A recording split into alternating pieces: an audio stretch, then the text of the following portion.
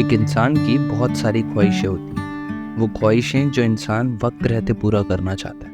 मेरी भी कई सारी ख्वाहिशें हैं और उन कई सारी ख्वाहिशों में एक ख्वाहिश है पंच केदार की यात्रा करना। क्या आपने पंच केदार का नाम सुना है?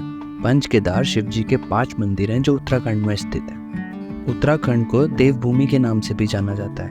बहुत सी कथाएं जुड़ी हैं पुराणों में उत्तराखंड से, और उन बहुत सारी कथाओं में से एक कथा पंच केदार को लेके भी, जो मैं आपको आगे वीडियो में सुनाऊंगा।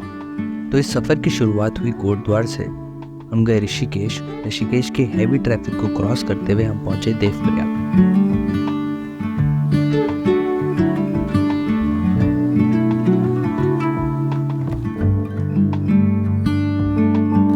अब देवप्रयाग जाके हमारे पास 2 ऑप्शंस थे। या तो हम श्रीनगर जाएं, वहाँ जाके रूम्स ढूंढें और रात को स्टे करें, क्योंकि रात बहुत हो गई थी। तो हमें दूसरा ऑप्शन ज़्यादा अच्छा लगा, तो हम निकले पौड़ी के लिए। वहाँ हमारे एक जूनियर का रूम था, तो उसके रूम में रुकने का प्लान किया। अब क्योंकि रात भर काफ़ी बारिश थी, सुबह उठे तो भी हल्की फुल्की बारिश हो रही थी, तो काफ़ी शंका थी मन में कि क्या हमें जाना चाहिए या नहीं जाना चाहिए, क्योंकि पहाड़ों का सफ़र बारिश में करना थोड़ा रिस्की हो जाता है। लेकिन काफ़ी सोचने के बाद मन बनाया चलने का, और सोचा अगर रास्ते में कोई दिक्कत होगी तो वापस आ जाएंगे। अब वो कहते हैं ना कि आपको बुलावा हो तो आप चले ही जाते हैं। हमारे साथ भी कुछ ऐसा ही हुआ। हम निकले तो श्रीनगर पहुंचते पहुंचते मौसम थोड़ा खुला, जिससे हमें थोड़ा कॉन्फिडेंस मिला और हम पहुंचे रुद्रप्रयाग से हम पहुंचे ऊखीमठ से हम निकले चोपता के लिए, और करीब दिन के 2 बजे हम पहुंचे चोपता तुंगनाथ ट्रैक का बेस है।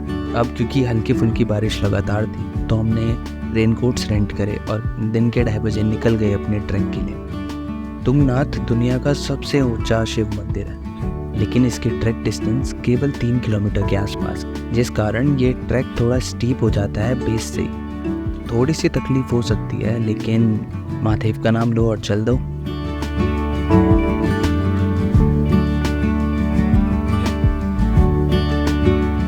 हाँ, तो मैं आपको पंच केदार से जुड़ी कहानी सुनाने वाला था। माना जाता है कि जब महाभारत के युद्ध के बाद पांडवों को अपने गुरु, ब्राह्मणों और भाइयों की हत्या का पाप लगा, तो श्री कृष्ण ने उन्हें शिव जी के शरण में जाने को कहा। पांडव शिव जी को ढूंढते ढूंढते उत्तराखंड के गुप्तकाशी आ पहुंचे, जहाँ शिव जी एक बैल के रूप में बैलों के झुंड में जा छिपे। तो ये देख पांडवों में सबसे शक्तिशाली भीम ने एक विशाल रूप लेकर सारे बैलों को एक एक करके अपने नीचे से गुजारा। लेकिन शिव जी जिस बैल के रूप में थे वो भीम के नीचे से नहीं गए। ये देख भीम ने शिव जी को पकड़ने की कोशिश करी, लेकिन शिव जी वहीं गुप्त हो गए। इसी वजह से गुप्तकाशी का नाम गुप्तकाशी पड़ा। और फिर पांडवों को शिव जी के अंश उत्तराखंड में 5 जगह पे मिले, और उन्हीं 5 जगह पे पंच केदार के मंदिर हैं। पहला केदार केदारनाथ है, दूसरा मध्यमहेश्वर, तीसरा तुंगनाथ, चौथा रुद्रनाथ और 5वां कल्पेश्वर।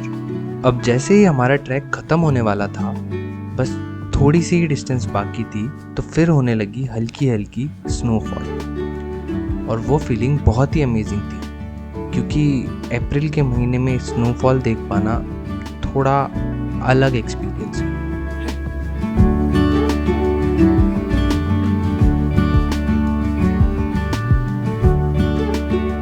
तुंगनाथ की शांति, खूबसूरती कुछ भी शब्दों में बता पाना थोड़ा मुश्किल है। तुंगनाथ मंदिर के पास ही 5 पांडवों की छोटी छोटी सी मंदिर है। भैरवनाथ और भूतनाथ जी का भी मंदिर है।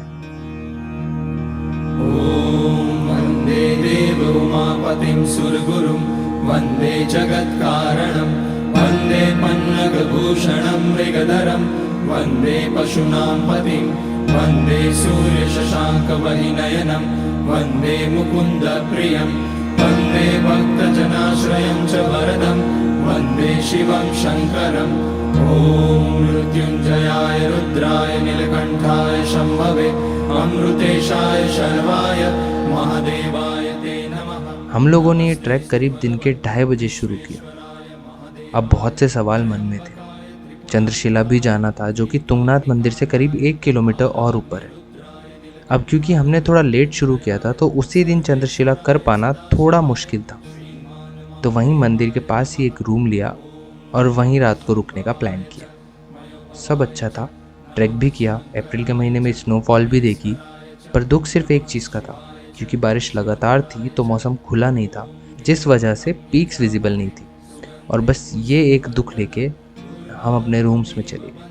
रूम्स लेने के बाद थोड़ी देर आराम किया और शायद भगवान ने हमारे दिल की बात सुनी, और जब हम आरती के टाइम पे रूम से बाहर निकले तो नज़ारे कुछ ऐसे थे। शुद्धाय दिगंबराय तस्मै नकाराय नमः शिवाय मंदाकिनी सलिल चंदन चर्चिताय नंदीश्वर प्रमथनाथ महेश्वराय मंदार पुष्य बहुपुष्य सुपूजिताय तस्मै मकाराय नमः शिवाय। वैसे तो ये यात्रा दर्शन करते ही सफल हो चुकी थी, लेकिन ये पीक्स देखने के बाद ये सफ़र और भी यादगार बन गया। शाम की आरती सुनी और फिर अपने रूम में आ गए, खाना खाया और सो गए। सोचा सुबह उठकर आरती सुनेंगे और सीधे निकल पड़ेंगे चंद्रशिला के लिए। लेकिन सुबह उठते उठते 7 बज गए। आरती तो अटेंड नहीं कर पाए, लेकिन डायरेक्टली निकले चंद्रशिला के लिए।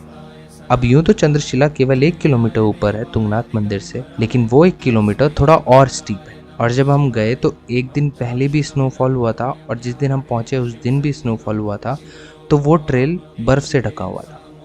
हालांकि ज़्यादा मुश्किल हाइक नहीं है, लेकिन बर्फ़ की वजह से थोड़ी सी दिक्कत आ रही थी। लेकिन ज़िद भी तो होती है ना। हमेशा से सोचा था कि जब भी तुंगनाथ जाऊंगा चंद्रशिला ज़रूर जाऊंगा। तो वो 1 किलोमीटर पूरा करते हुए हमें पता भी नहीं चला और हम पहुंच गए चंद्रशिला। सूर्याय रक्षाध्वरनाशकाय श्रीनीलकंठाय वृषध्वजाय तस्मै शिकाराय नमः शिवाय वसिष्ठ कुंभोद्भगौतमार्य मुनीन्द्रदेवार्चित शेखराय चंद्रार्क। अब चंद्रशिला को लेकर भी कई कथाएं हैं। कुछ कथाओं की माने तो यहाँ श्री राम ने रावण को युद्ध में हराने के बाद तपस्या करी, और केदारखंड की माने तो यहाँ चंद्रमा द्वारा अपने क्षय रोग के मोक्ष के लिए भगवान शिव का तप किया गया था।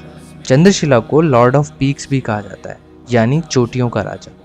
पर मौसम साफ ना होने की वजह से हमें पीक्स विजिबल नहीं थी। हम काफ़ी देर यहाँ पे रुके, इस जगह की शांति, खूबसूरती, हर चीज़ को निहारते हुए।